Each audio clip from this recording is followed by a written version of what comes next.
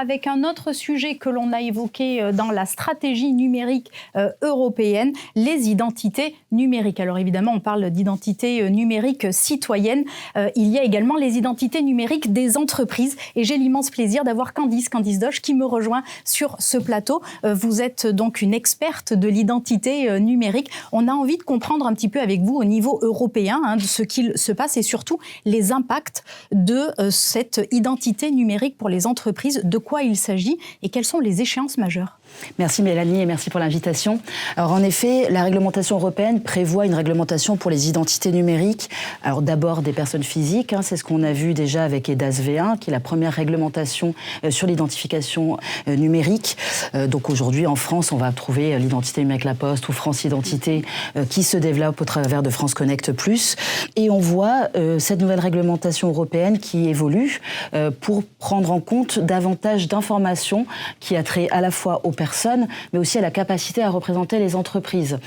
Donc c'est ce qu'on va appeler l'identité professionnelle en règle générale. Et donc on a ce portefeuille d'identité qui va à la fois me permettre moi de dire que je suis Candice Doche, mais aussi de représenter mon entreprise et de signer par ce portefeuille d'identité. Donc ça va être vraiment une révolution majeure pour les entreprises, puisque ça va simplifier l'ensemble des démarches, puisqu'on va pouvoir à la fois s'identifier, s'authentifier, mais aussi signer, faire un certain nombre de démarches avec un outil numérique qui sécurise l'ensemble de ces démarches. Est-ce qu'on a une idée de l'échéance aujourd'hui à laquelle les entreprises vont devoir se mettre en conformité, adopter l'identité numérique professionnelle? Est-ce qu'il va y avoir un modèle hybride? Alors oui, les premiers modèles vont arriver d'ici fin 2026. Les industriels y travaillent aujourd'hui à la fois avec les institutionnels européens et puis dans le cadre de consortiums, puisqu'il y a un certain nombre d'appels à projets qui ont eu lieu, qui ont permis d'expérimenter, ce que l'idée c'est pas de faire une réglementation top-down, mais vraiment de travailler notamment sur l'interopérabilité. Nos entreprises sont aujourd'hui internationales, européennes, et l'idée c'est qu'un dispositif français fonctionne avec un dispositif allemand et néerlandais.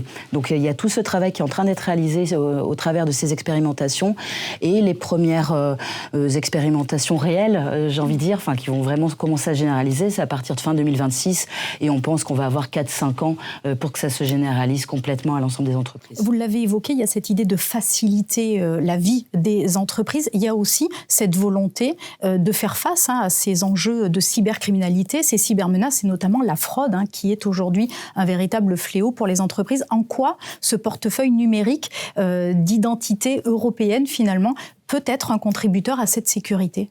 On va associer à l'ensemble des démarches administratives qu'on fait dans une entreprise, signer, faire un virement, une identité ou un droit à représenter cette entreprise. Donc par exemple la fraude au résident qui est une des arnaques les plus courues et puis vraiment qui est un vrai fléau en cybercriminalité, va être considérablement allégé grâce à ce portefeuille d'identité puisqu'on va avoir vraiment le lien avec le détenteur du droit à signer ou à faire un virement pour une entreprise. Dernière actualité et pas des moindres, 2027, c'est le passeport numérique des produits. De quoi s'agit-il? Et là, encore une fois, quels impacts pour les entreprises? Alors, c'est en discussion pour l'instant au niveau de l'Union européenne. L'idée, c'est de faire une traçabilité de l'ensemble des marchandises et des produits au niveau de l'Union européenne pour pouvoir en voir la conformité de bout en bout de chaîne.